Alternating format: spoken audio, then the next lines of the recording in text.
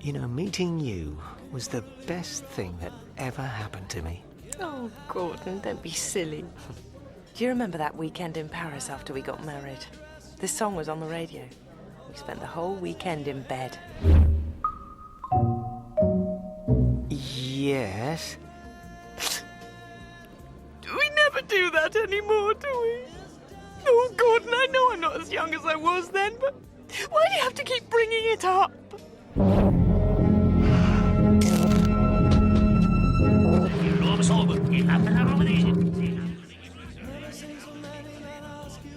Do you remember that weekend in Paris after we got married?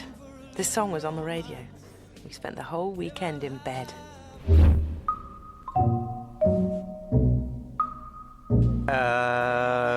No. Oh, Gordon, how could you forget our honeymoon?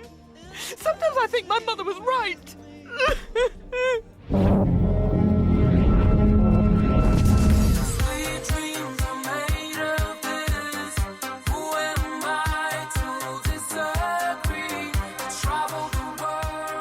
Okay, my friends, welcome once again to this chess video, and I have a wonderful game from the Keres Memorial 2016, and with white pieces is a Fide master called Yuri Krupenski from Estonia, and with the black pieces is world famous Grandmaster, Israeli Grandmaster Boris Gelfand, and there he's there with some crazy Davy Crockett hat. Wow, man, outrageous. Anyhow, the game begins d4, knight to f6, c4 and e6, and we have a Nimzo Indian on the chessboard. Krupenski plays e3, the Rubinstein variation, 0-0, and then he goes in for this interesting idea of knight to e2, which is named after Samuel Reshevsky. Asking the bishop goes back. And we have a type of semi-Slav setup. Gelfand takes away from the centre. He's planning on playing either c5 or e5. e5 probably makes more sense to free up the light squared bishop along this diagonal here. Krupenski takes, and we have e5. And the bishop drops back. Now keep an eye on this bishop here. He's a real kind of sniper and hiding away there on e2. Takes. And the game looks pretty even at this point. Can we see white must find something to do with the dark squared bishop here. For this reason, he probably plays e4, giving his bishop some scope, and of course taking scope away from the light squared bishop, which, as we have said, must find something to do. Knight f5, takes, and it's black, in fact, who gets to the open file first. And he's able to maintain domination of this open file. You can see there are weak squares here on d4 and on d3. And he can use these by doubling on the d file as penetration points for his rooks. This is a very interesting move. It looks that it weakens the white king, but it also contains some ideas perhaps, maybe playing g5 and opening up lines against the black king, but it's some way off. And here the rooks are causing some trouble. And they find beautiful squares in the centre.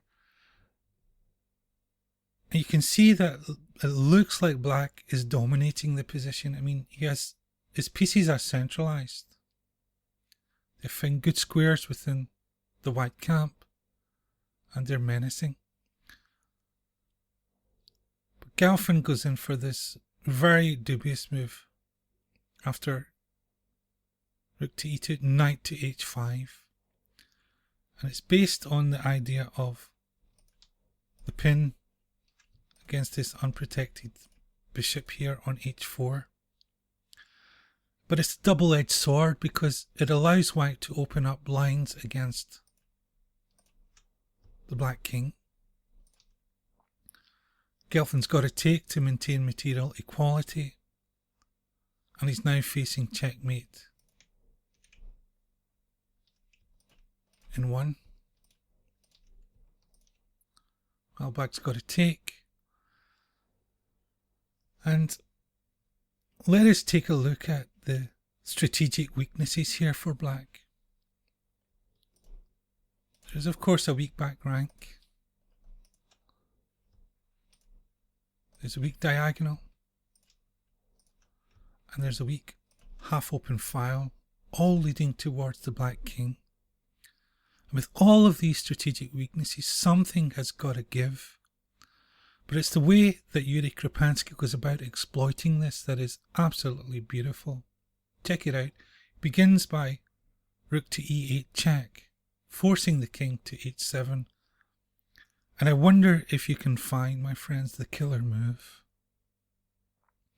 Pause the video if you like. The move that Yuri Krupenski played is a wonderful queen to g6 check a la Frank Marshall. Look at that. Let us imagine in our mind what happens after f takes, which is forced.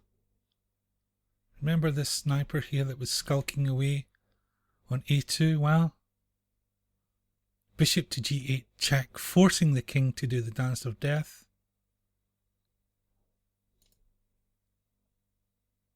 And you can take your choice.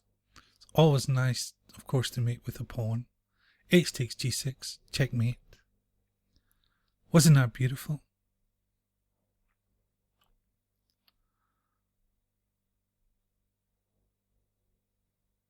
Queen to g6 check. What a move. So from going from a position of domination, it was really this dubious knight move. Taking a knight away from the centre. I suppose it had its basis and some calculation and tactics, but it was a double-edged sword. And it left too many strategic weaknesses for black to be able to hold this position. So I hope you enjoyed that, my chess friends. I certainly enjoyed relating it to you. And suffice to say thank you very much for taking the time to watch the video. I wish you well with your own chess. Take care and goodbye.